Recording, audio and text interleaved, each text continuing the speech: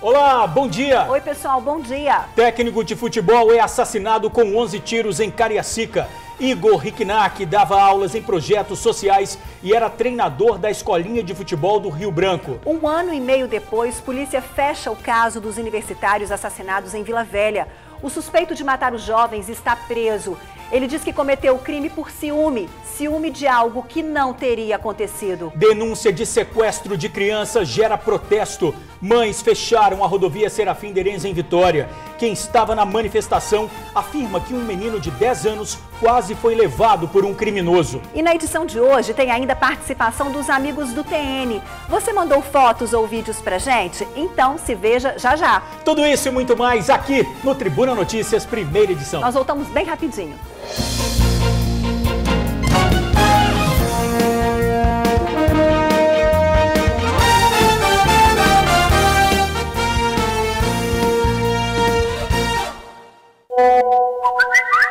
Técnico de futebol é assassinado com 11 tiros em Cariacica. Igor dava aulas em projetos sociais e era treinador da escolinha de futebol do Rio Branco. Ele foi assassinado depois de sair de uma sorveteria com amigos. O motivo do crime ainda é um mistério para a família e amigos. Há suspeita de que o jovem tenha reagido a uma tentativa de assalto ou que tenha sido confundido com outra pessoa. Familiares do treinador não conseguem imaginar o motivo pelo qual ele foi assassinado de uma forma tão brutal. Foi triste, né? Porque como que falaram, estava em casa e os pessoal falaram assim, morreu um parente seu ali, assassinado. Aí saí na rua para ver, aí falaram que era um primo. Aí achei que era mentira, mas infelizmente cheguei ali no local e constatou que era meu primo mesmo. Treinava um timezinho mirim de futebol, né? Gostava de futebol. Então, a gente sabia o trato dele, não era envolvido com nada, não tinha problema com família, não tinha nada. É um menino gente boa, não mexe com porcaria, não tem rixa com ninguém. O treinador de futebol Igor Riknak, de 21 anos, foi morto a tiros na noite de ontem em uma das principais ruas do bairro Oriente, em Cariacica. O jovem, que dava aulas em projetos sociais e era treinador da escolinha de futebol do Rio Branco, foi executado com mais de 11 tiros, a maioria na cabeça.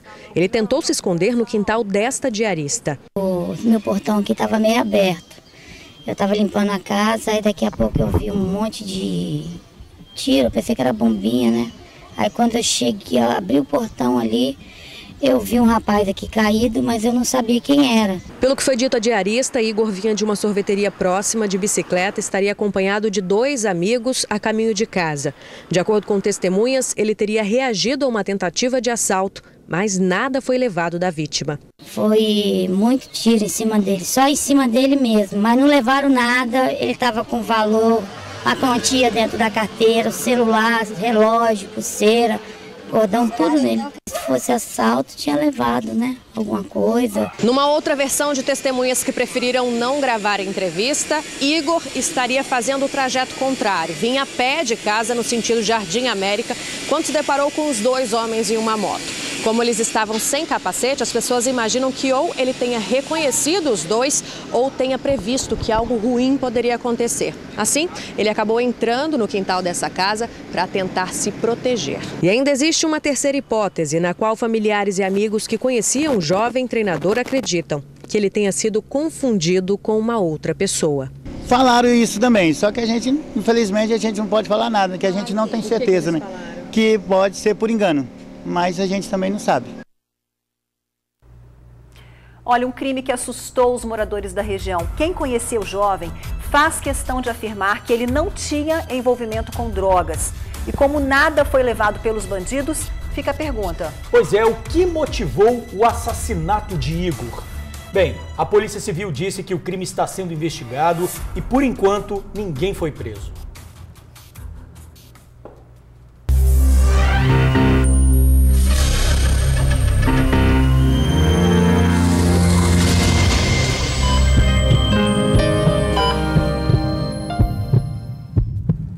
A fila para conseguir uma consulta no posto de saúde começa na noite anterior ou de madrugada.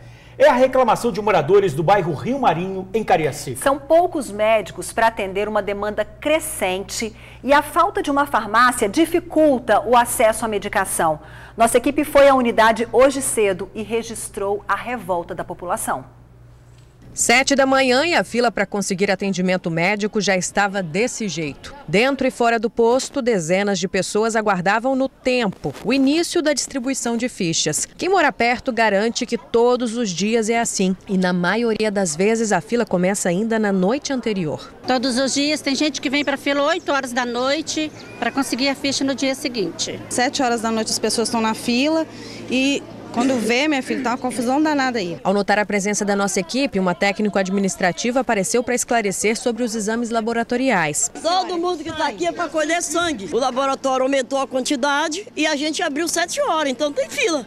Se não tiver fila, não está funcionando. Mas não era essa a reclamação dos usuários, que inclusive afirmam que é justamente por conta do atendimento ser bom em Rio Marinho é que os moradores de outros bairros acabam vindo para cá. Ninguém gosta de dormir na fila com criança, idoso, passar a noite no relento para pegar uma ficha. É porque os outros lugares não têm atendimento. Há mais de ano, essa aí é a única clínica geral que atende na unidade. E para conseguir uma consulta com ela, só chegando de madrugada para enfrentar horas de insegurança na fila. Cheguei aqui 1h da manhã para me poder consultar hoje. Vem correndo, lá de casa aqui, 2 horas da madrugada. Se não vier 2 horas, você não consegue. Não tem mais médico, é só ela mesmo. Quando tinha 2, dava até uma aliviada, mas agora só com ela tá difícil. Eu venho para cá, tenho que ficar 4 dias para pegar a ficha, porque eu tenho 4 filhos, então eu tenho que dormir 4 noites aqui para pegar a ficha para eles. Tem que dormir na fila, que se você não dormir, você não consegue pegar.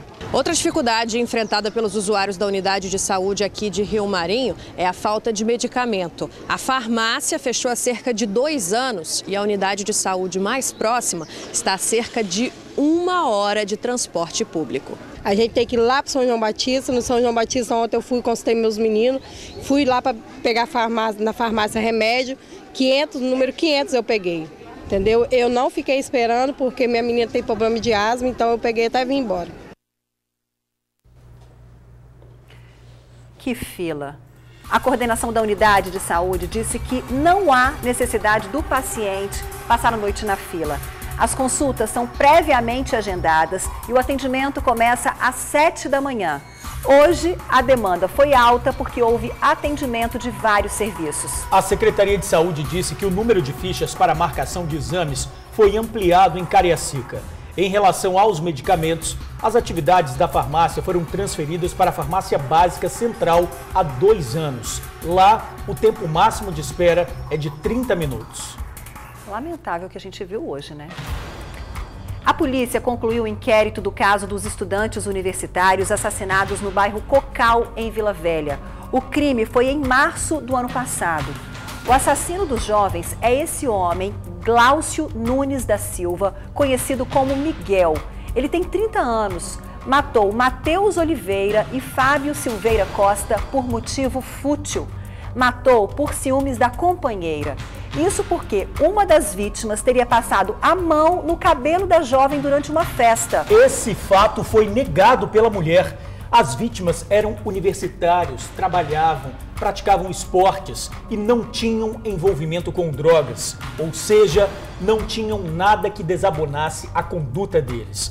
Foram surpreendidos por Glaucio quando voltavam da academia. Eles foram assassinados a tiros. Pois é, Jorge, o delegado da Divisão de Homicídios e Proteção à Pessoa falou sobre a conclusão desse crime. Quem tem os detalhes ao vivo é o repórter Luciano Rosetti. É com você, Luciano.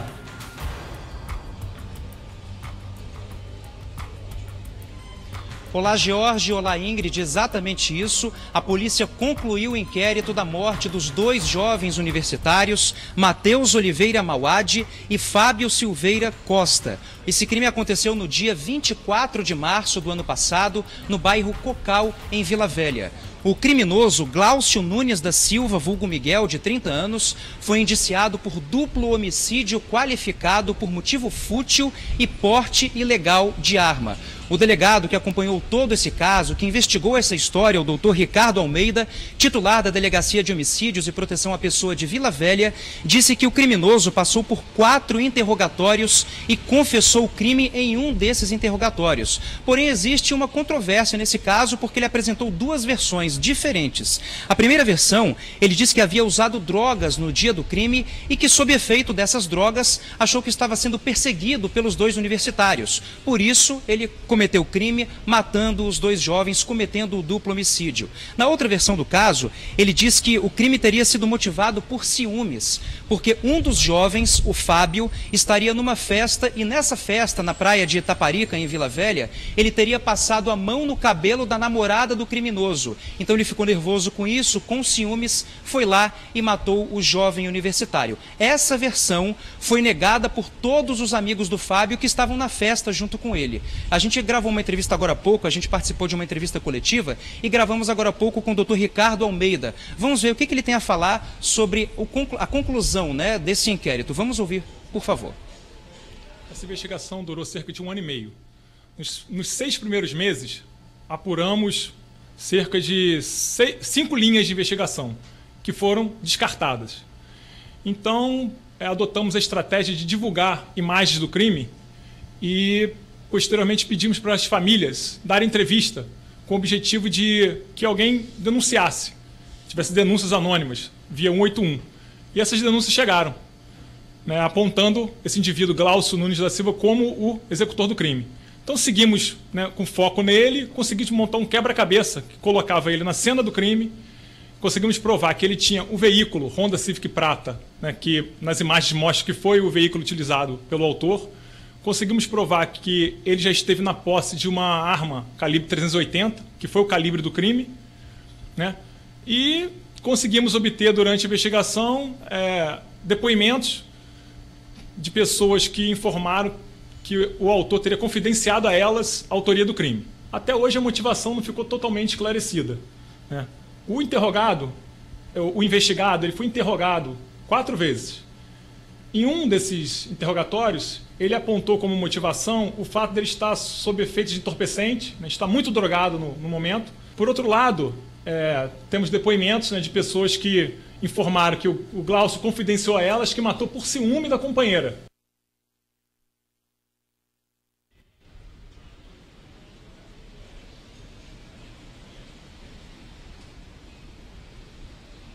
Muito bem, a gente acabou de ouvir a entrevista, né, do delegado Ricardo Almeida, titular da Delegacia de Homicídios e Proteção à Pessoa em Vila Velha, só reforçando que o criminoso Glaucio Nunes da Silva, vulgo Miguel, de 30 anos, foi indiciado por duplo homicídio qualificado por motivo fútil e também por porte ilegal de arma.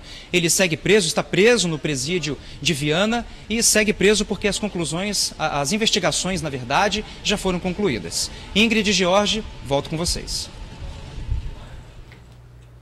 Obrigada, Luciano. 2 jovens que perderam a vida aí por motivo fútil. Fútil, absurdo isso. Porque um deles teria passado a mão no cabelo, da companheira. E ela negou isso também, né? Incrível. Bom, e daqui a pouquinho o Luciano volta para falar sobre punição contra crimes sexuais. Assediar mulheres, por exemplo, dentro de ônibus, pode dar até 8 anos de cadeia. Crianças e adolescentes na mira de bandidos na Grande São Pedro, em Vitória.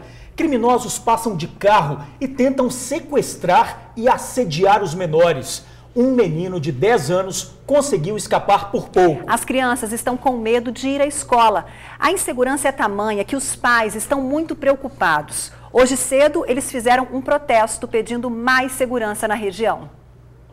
Mães unidas por mais segurança para os filhos. A Avenida Serafim Derenze, no bairro São Pedro, em Vitória, amanheceu bloqueada por manifestantes que queriam chamar a atenção da segurança pública para um problema extremamente grave. Crianças na região de São Pedro estão sendo ameaçadas por possíveis sequestradores. Guilherme, de 10 anos, quase foi levado por um. De educação física, estava voltando do treino de futebol, em volta das 10h40 da manhã, e um carro preto, um Corsa preto, me abordou, mandando eu entrar. Só que como minha mãe me avisa sempre para mim não entrar em carro estranho, não conversar com estranho, eu voltei procurando a professora de futebol, mas ela não estava lá. Aí eu me escondi para ver se ele ia voltar. Como ele não voltou, eu vim de novo para casa. Encontrei uma conhecida da minha mãe no caminho e ela me levou. Foi deste campo de futebol que o garoto saiu. E ele foi abordado aqui mesmo, na rua Guilherme Bassani. No local, além do campo, há uma escola, uma praça, ambientes onde há maior circulação de crianças. Joguei na rede social, apareceu mais 2 casos que eu tive conhecimento de uma mãe que relatou que aconteceu com o filho dela também, que também é do mesmo projeto. Os cartazes deixavam claro a necessidade das crianças. Elas querem mais proteção. O medo tem tirado a liberdade do Miguel, de 8 anos. Muito triste. Por causa que eu não posso mais brincar na rua e nem jogar bola. Tem sido sacrificador para as crianças e para os pais também. Tem gente que é contra o nosso manifesto, entendeu? Mas infelizmente é preciso para chamar atenção, porque se a gente fizer o boletim de ocorrência e ficar dentro de casa, a gente não vai chegar até as autoridades. Iranete registrou a tentativa de sequestro do filho na Polícia Civil. Depoimentos de outras mães deixam claro que Guilherme não foi a única vítima do carro preto. A gente tem alguns relatos, né? Desde o São Pedro 5 até aqui no São Pedro 1. Aliás, em Resistência também. Ontem, divulgando nas redes sociais, a gente acabou sabendo de um caso lá em Resistência também. Seguindo elas entraram dentro de casa e ele tentou invadir a casa. Ele bateu na porta, inventou uma história de que estava fazendo uma instalação de um aparelho. Aí elas não abriram, ele ameaçou as duas, né? Quando os vizinhos começaram a sair, ele pegou e foi embora. Eu custei a acreditar que essa história de carro preto é antiguíssima. Mas quando a gente viu que é verdade, foi mais pessoas falando, eu me preocupei muito. A gente tem câmeras no bairro, a gente tem cerco eletrônico e a gente quer que tenha uma investigação mais acirrada nessas imagens e busque, porque impossível, não pode ficar assim. Não foi só um caso, são mais casos, entendeu? Olha, insegurança, medo e uma reivindicação justa. As autoridades precisam dar a devida atenção para esse problema, antes que o pior aconteça. Falou bem, antes que o pior aconteça. A Polícia Civil disse que a denúncia está sendo apurada pela Delegacia de Santo Antônio. Até agora ninguém foi preso e qualquer informação deve ser repassada ao Disque Denúncia 181. E fica aí também um alerta, não é, Ingrid? O pequenininho ali falou tão bem que foi orientado pela mãe a não entrar em carro. De jeito nenhum. Então, os pais que estão em casa nesse momento precisam ter esse tipo de conversa com os filhos pequenos, porque isso acabou evitando uma tragédia maior. Isso aí. O ataque à agência do Cicobi em Santa Maria de Jetibá, na região serrana do estado. A polícia investiga se a quadrilha que arrombou e explodiu o local faz parte de um movimento criminoso conhecido como Novo Cangaço. A atuação do grupo é comum em estados do Nordeste e Minas Gerais. Os bandidos chamados cangaceiros agem da mesma forma que agiram em Santa Maria. Causam explosões a caixas e levam pânico aos moradores. A polícia acredita que a proximidade do Espírito Santo com Minas e Bahia pode ter influenciado na escolha para o ataque. Por enquanto, ninguém foi preso. O Cicobi foi invadido ontem de madrugada, mas apesar da explosão, os bandidos não conseguiram levar dinheiro. O carro usado na fuga foi encontrado queimado na zona rural do município. Segue angustiada a família do empresário que desapareceu depois de decolar numa asa delta motorizada em Linhares, no norte do estado. Mesmo depois de pedir a quebra do sigilo telefônico de Mike Barcelos, de 30 anos, a família continua sem notícias. Mike e o amigo Douglas Siqueira Lana estão desaparecidos desde a última sexta-feira. Eles seguiam de Linhares para Mucuri, na Bahia. 7 minutos depois de decolar, Mike mandou uma foto do voo para a namorada. Mas os bombeiros disseram que mesmo com a foto não foi possível saber a localização da asa delta. As buscas foram retomadas e são concentradas entre Alagoas do Paranã e a BR-101. 2 equipes vasculham a lagoa. Animais estão sendo envenenados na praia de Iriri, no sul do estado. Os moradores estão assustados. Um homem que tem uma casa no local e mora em outra cidade estaria jogando chumbinho nos quintais e matando os animais na rua.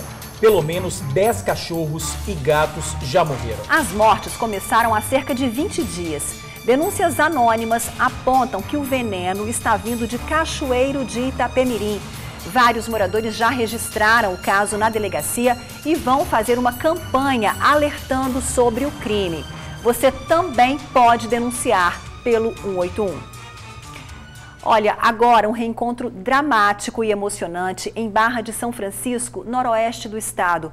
Mãe e filha voltaram a se ver depois de quase um mês internadas depois de um grave acidente. O filho da dona de casa morreu na tragédia. Resumindo um pouco dessa história, o acidente foi no dia 25 de agosto. O carro em que a família estava foi atingido por uma caminhonete. A dona de casa, Neuza de Almeida, e os 2 filhos seguiam para uma festa de aniversário.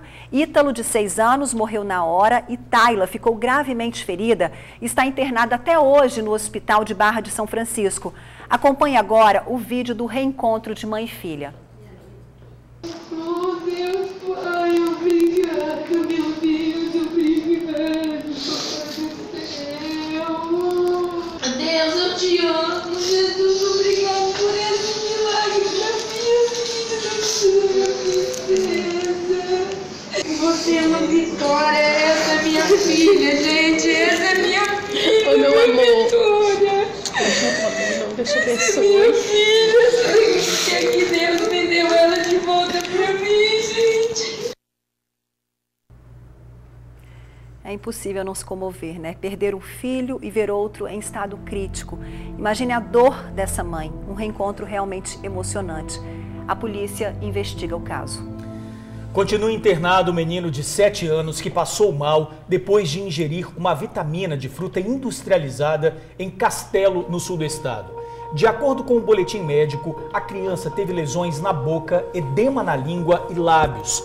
Ainda está sendo apurado se foi algum produto químico contido na bebida láctea.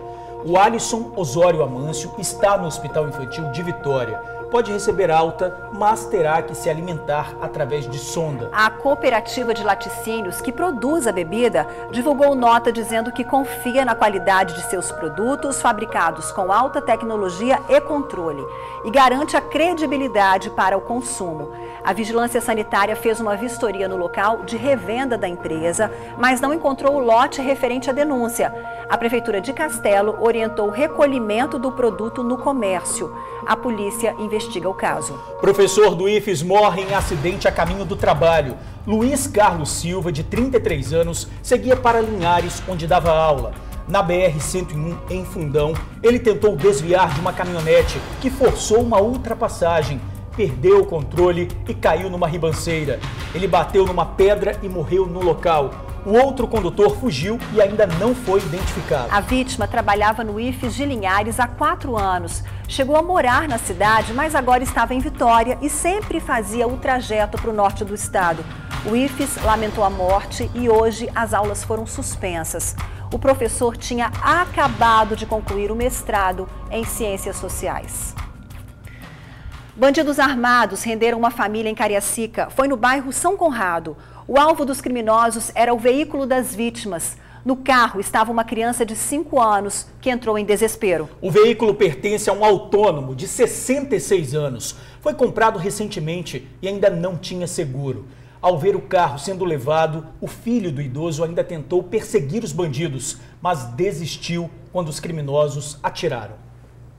O crime aconteceu por volta das 7 da manhã nesta rua do bairro São Conrado, em Cariacica. A vítima, um senhor de 66 anos, saía no portão de casa acompanhado da filha para levar a neta à escola. Foi quando 3 criminosos de carro abordaram a família. Quando eu voltei para entrar no carro, um carro tinha passado e voltou de marcha ré e me fechou. E quando eu olhei para frente, vi um cara com um revólver na mão.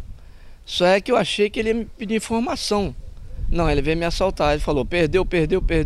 desce do carro. No momento do assalto, a criança de apenas 5 anos estava na cadeirinha, no banco de trás do carro. Ainda muito assustada, a mãe da menina conta que só pensou em retirar a filha do veículo. Aí nisso eu olhei para trás, a minha filha de 5 aninhos começou a chorar, querendo ou não, um trauma, né, para uma criança. Aí eu fui para a porta de trás, pelo amor de Deus, deixa eu tirar minha filha. Ele, tira logo sua filha.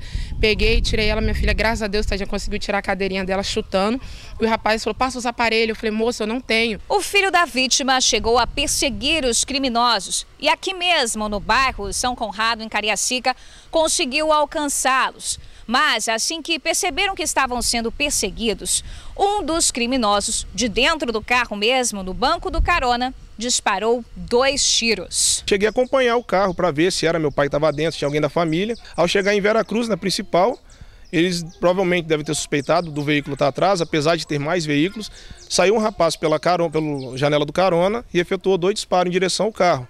Tanto meu carro e outros carros que estavam na via. A família mora no bairro há quase 20 anos. A filha da vítima conta que nunca passaram por essa situação antes. O local sempre foi muito tranquilo, mas agora estão assustados com tamanha violência. Sabe, a gente se agradece a Deus, né, pelo fato de... Foi o carro, né, foi um bem.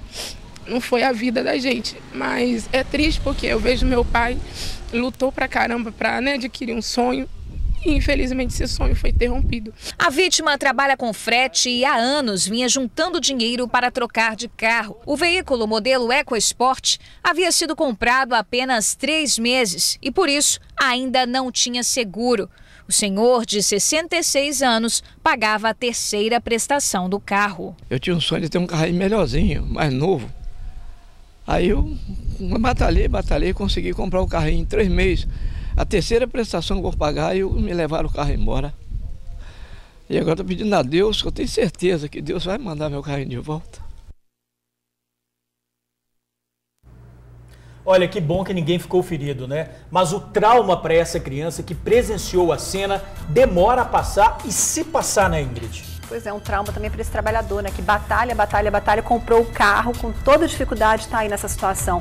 Infelizmente, até agora ninguém foi preso. Só reforçando, o carro roubado é um EcoSport prata, placa HSD 8838. Quem tiver qualquer informação sobre o veículo, por favor, ligue para o Disque Denúncia 181. Protesto na porta do Hospital Infantil de Vila Velha. Pais reclamavam das condições de atendimento, demora para a realização de exames e falta de profissionais. A revolta de uma mãe chamou a atenção pelo desespero. O filho dela passou quase 1 mês internado e recebeu alta, mesmo sentindo dores e sem saber a doença que ele sofre. O menino de 10 anos tem dificuldades para andar. O lanche dado pelo hospital ficou na bolsa. É que ele não consegue comer nada. O pequeno esteve internado por 26 dias no IMABA, o Hospital Infantil de Vila Velha. A criança, a princípio, estava na área isolada do hospital com suspeita de uma tuberculose. A hipótese da doença foi descartada e, segundo a mãe, os exames detectaram um quadro infeccioso que não foi definido. O problema é que, de acordo com a mãe, a criança recebeu alta sem nenhum diagnóstico e continua passando mal. Mandaram meu filho embora porque eu chamei reportagem. Imediatamente deram alta para o meu filho, ainda ele está com uma pulseirinha de internação. Ele ficou na calçada do hospital, sem conseguir ficar sentado. Eu chamei a guarnição da Polícia Militar, acionei os CIODs, eles foram lá e o menino tá bom para dar alta, sendo que... O menino desde então já perdeu 11 quilos, não consegue se alimentar e sente fortes dores abdominais. A criança tomou antibióticos por 11 dias, chegou a fazer uma biópsia, mas a mãe alega que não teve acesso ao resultado do exame. Dado alta para o meu filho sem um diagnóstico, sem nenhum resultado de exame, nenhum hospital aceitou meu filho e pelo fato deles aplicarem 11 dias de antibiótico fortíssimos no meu filho, conhecido como Rocefin, o meu filho agora está com uma pedra na vesícula, uma lama biliar, e vai ficar assim, sentindo dor. Sem nenhuma resposta, a Andressa decidiu fazer cartazes como forma de protesto. Ela critica a conduta do hospital e se preocupa com o filho, que mesmo sem um diagnóstico, recebeu alta. Eles estão fechando os olhos, é uma vida. Depois que o meu filho morrer, não vai me adiantar eu chamar reportagem. Não vai adiantar eu levantar cartaz que não vai trazer o meu filho de volta. A nossa equipe esteve ao Hospital Infantil de Vila Velha e o que nós encontramos aqui foram muitos pais esperando horas para serem atendidos e insatisfeitos com com a situação ali dentro. Pais e mães como a Raquel. A filha dela está internada com diabetes. A mãe alega que a criança só conseguiu fazer o primeiro exame de sangue depois de 9 dias no hospital. Eu falei que eu ia chamar a tribuna, aí eles tomaram a iniciativa de fazer o exame dela. Tudo disso, depois de 9 dias que ela está aqui dentro. O filho do Tiago, de apenas 8 meses, também está internado no Hospital Infantil de Vila Velha por conta de uma pneumonia. O pai relata que ele mesmo teve que aplicar a bombinha de ar na criança. Os pais que estão aplicando as bombinhas, quem não sabe tem que se virar, e bombinha é perigoso. Tem que ficar correndo atrás na hora do remédio, tá um caos aí dentro, tá horrível. Denúncias gravíssimas, né? Sem dúvida, e a direção do hospital falou sobre as denúncias. Essa criança esteve internada conosco durante 32 dias. Uma criança que já vinha sendo acompanhada ambulatorialmente, né? Uma criança que é um paciente nosso de ambulatório, então é um segmento em que em algum momento ela precisou ser internada pelo quadro que ela apresentava. Esse quadro foi tratado e outras hipóteses diagnósticas apareceram, todas elas foram investigadas e foi feita a conclusão. Nesse momento a criança não necessita continuar internada, por isso ela recebeu alta. Isso não quer dizer que ela não vai continuar sendo acompanhada no serviço ambulatorial. A respeito dessas outras reclamações dos pais? Em alguns momentos o hospital, né, vai estar com uma demanda maior e a gente precisa aguardar, eles vão precisar aguardar leitos se houver necessidade de internação. Corredor?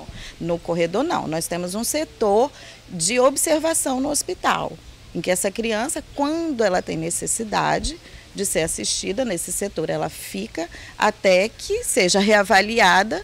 E se houver necessidade de internação, ela vai ser internada aqui ou regulada através da central de leitos, né?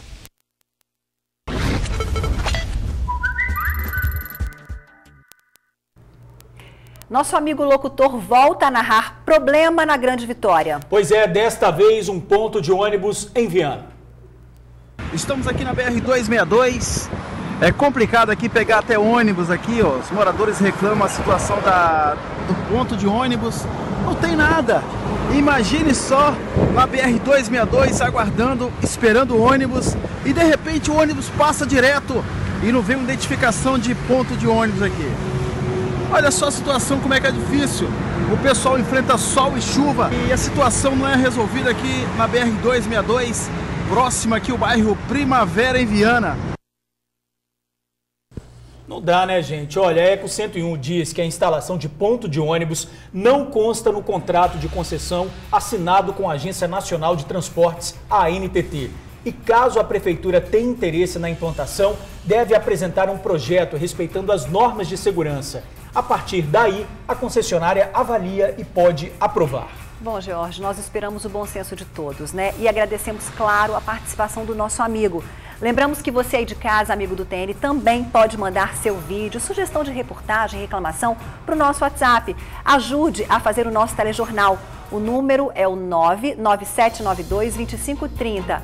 99792-2530. E a gente volta daqui a pouquinho, não sai daí não, um instante só. Punição para crimes sexuais. Agora, eles vão dar até 8 anos de cadeia. Voltamos ao vivo com o repórter Luciano Rosetti, que traz detalhes sobre essa mudança no Código Penal. Fala aí, Luciano.